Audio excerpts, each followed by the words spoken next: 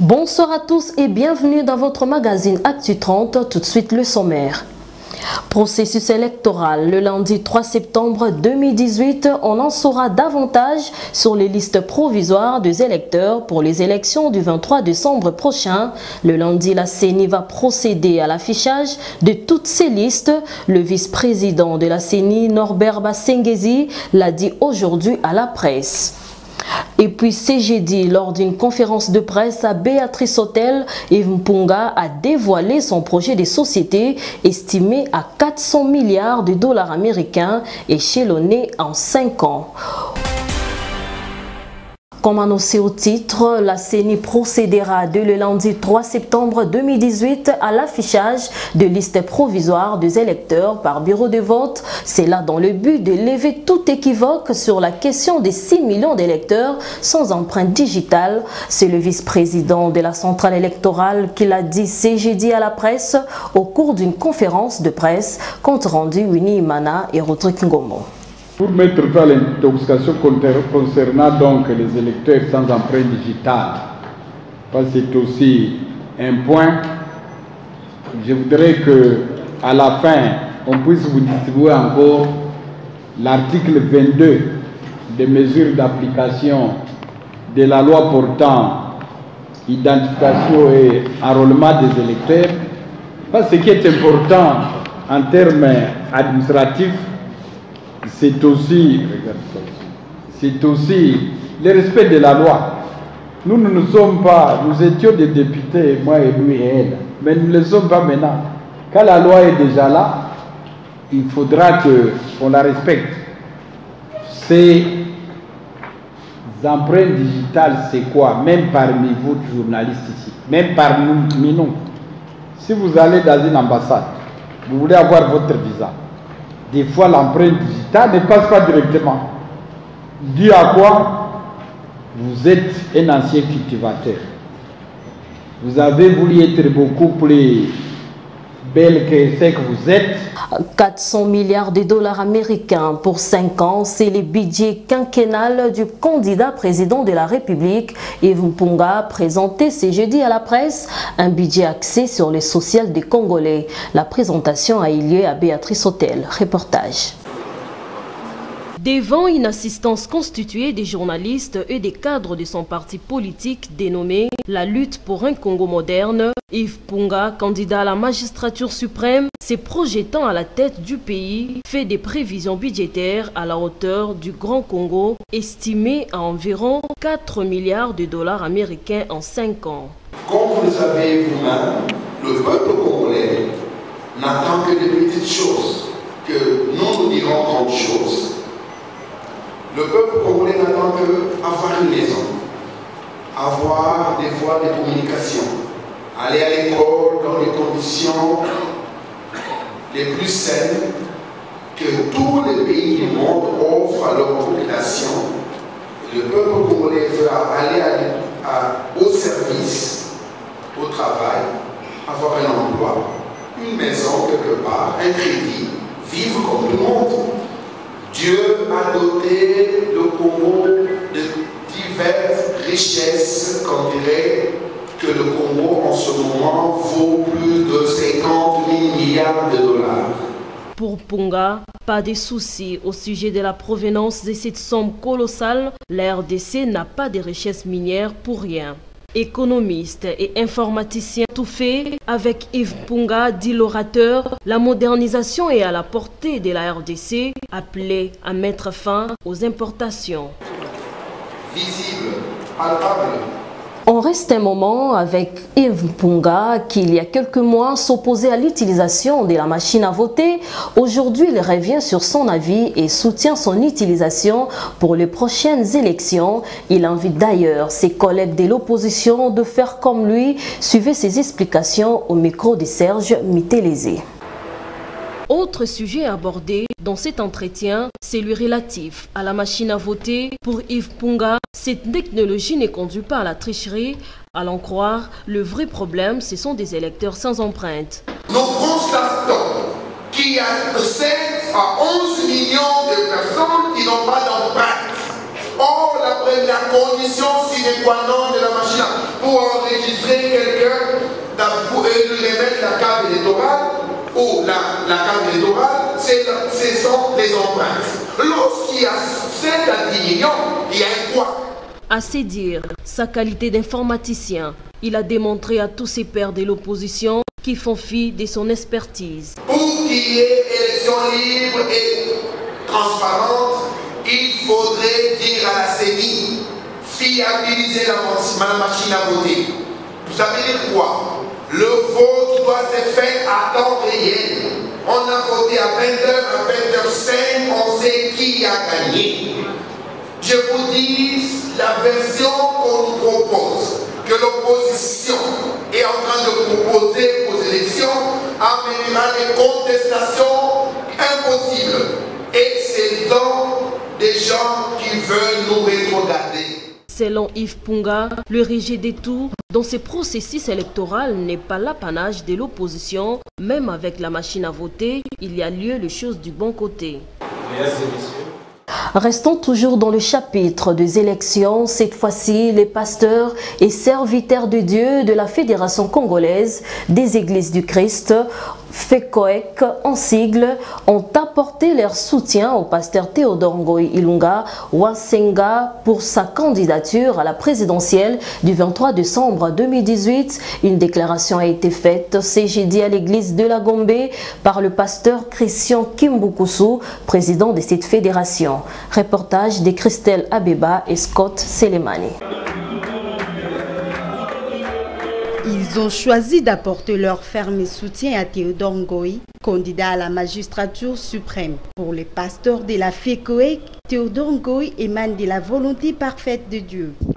Nous avons prié et Dieu nous a convaincus que la candidature de son serviteur, pasteur Théodore Ngoï Ilunga Wasenga, vient de lui. Et nous affirmons haut et fort que cette candidature émane de la volonté parfaite de Dieu pour la délivrance du peuple congolais et la République démocratique du Congo. Théodore Ngoï, président de la République, accomplira la prophétie qui dit « Consolez mon peuple, dites-lui que sa servitude est finie ». Théodore Ngoï fait partie des 19 candidats dont les dossiers ont été jugés recevables par la CENI.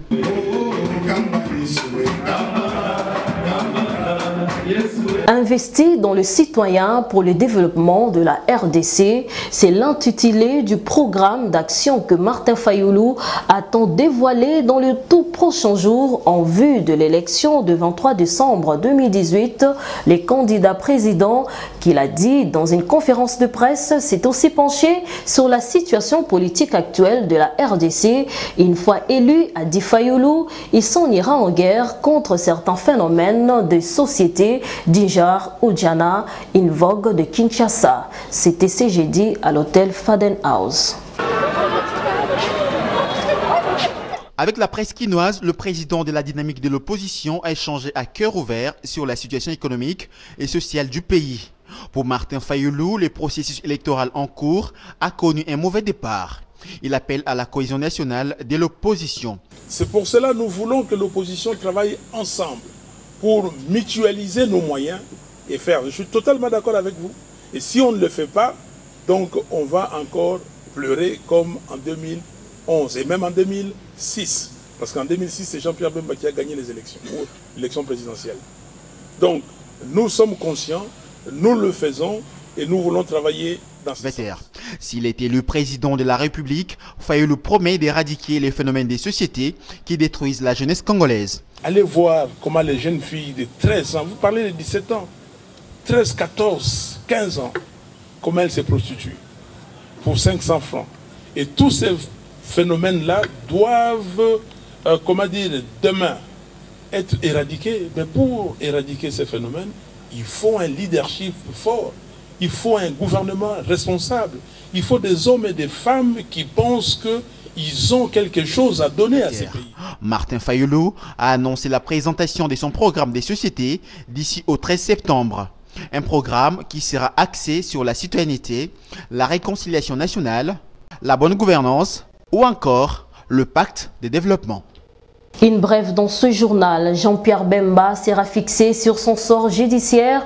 La Chambre de première instance 6 de la Cour pénale internationale a programmé une audience le 17 septembre 2018 pour rendre sa décision sur le peine à l'encontre de Jean-Pierre Bemba. Il en sera de même pour Maître Aimé Kilolo Moussamba et Jean-Jacques Mangenda.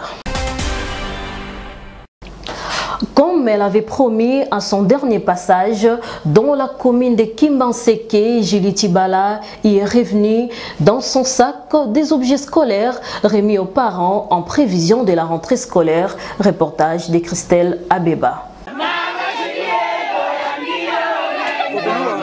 Chose promise, chose faite et jamais un sans deux. Et dimanche 26 août 2018, Julie Tibala était à Kimbanseke pour la remise de kits scolaires aux parents d'élèves de cette commune. Ce jeudi, elle y est revenue pour le même geste à quelques jours de la rentrée scolaire. L'autre fois, nazalaki awa nalobaki na koleka. Considération nazango pona bino na ko décevoir binoté. Yango bomoninga na moi makasi oyo na yeto mona na lisusu. Loko la rentrée scolaire est dans une semaine, j'avais pensé à vous. Nalobaki na yo tala bino maboko pamba te. Na koya na un petit présent. Symbole, geste nazo sala pour nous soutenir nos parents. Ce n'est peut-être pas suffisant au regard de l'ensemble de la population de la commune de Kimbanseke. Ce qui importe le plus, c'est le geste posé par Julie Tibala. Merci. 2 jours après l'écroulement des silos de l'usine Fab Congo, le bourgmestre de la commune de Limete s'est rendu pour la 2e fois au lieu du sinistre. En sa qualité du premier citoyen de la commune, Douglas Koulou a expliqué le sens de cette descente. Reportage. 2 jours après l'écroulement du silo de l'usine Fab Congo, le bourgmestre de la commune de Limete s'est rendu pour la 2e fois au lieu du sinistre. En sa compagnie, les membres de famille et connaissances des victimes, les agents de la police, du génie militaire et ceux de la Croix-Rouge. En sa qualité du premier citoyen de la commune, Douglas Koulou a expliqué l'essence de cette descente. Le problème qui est là, il y a 2 travailleurs de la société Congo Prospère qui manquent à l'appel. Et notre rôle en tant que l'État, c'est de pouvoir nettoyer tous les décombres et nous assurer que les personnes portées disparues sont là-bas. À en croire Douglas Koulou, les bilans de cet incident s'élèvent désormais à 4 morts. Aux cas enregistrés hier, se sont ajoutés 2 autres, sans oublier les blessés et les disparus. Nous avons 2 morts. Un blessé grave, quelques blessés, plusieurs blessés dont un grave et puis 2 personnes portées disparues. 2 personnes qui n'ont pas répondu à l'appel ne font pas partie de la société Fab Congo qui a connu les sinistres. Mais ce sont les dégâts collatéraux par rapport à la société voisine qui s'appelle Congo Prospère. Au bouclage de ces reportages, les 2 nouveaux condamnés n'étaient pas encore évacués. Plaidoyer de la Copemeco pour la paix en République démocratique du Congo afin de favoriser les climats des affaires au pays. La déclaration est du président du conseil d'administration André Londobalou l'a dit dans une interview accordée à Orman Bola. La Confédération des petites et moyennes entreprises congolaises se porte bien malgré les contextes politico-économiques difficiles qui traversent les pays, a dit André Londobalou. La structure se porte bien. Il faut se dire que ce n'est pas évident. Par les temps qui courent, dire que la courbe est toujours en hausse, ça serait mentir. On essaye de lutter pour être toujours compétitif, mais ce n'est pas évident. Le président du conseil d'administration de la Copemeco plaide pour l'amélioration du climat des affaires en RDC. Nous avons besoin de prendre des contacts avec les investisseurs, mais si nous n'avons pas la possibilité de voyager, vous devez comprendre que c'est déjà un obstacle. Vous voyez, ça fait combien de temps, nous, hommes d'affaires, nous ne savons pas aller en Europe. Nous devons prendre des contacts avec nos partenaires, nos différents partenaires, que ce soit l'Europe, mais lorsqu'il y a un freinage, quelque chose où nous ne savons pas, et nous ne pouvons pas obtenir des visas, ce n'est pas évident. Tout ça, là, ça fait hésiter les partenaires, ça éloigne les partenaires. Nous recommandons que les choses aillent le plus vite possible, de telle sorte que nous puissions libérer le monde des affaires. André Dodo Balou, qui fait de la promotion des PME son cheval de bataille, appelle les Congolais à contribuer au développement du pays, chacun dans son domaine respectif.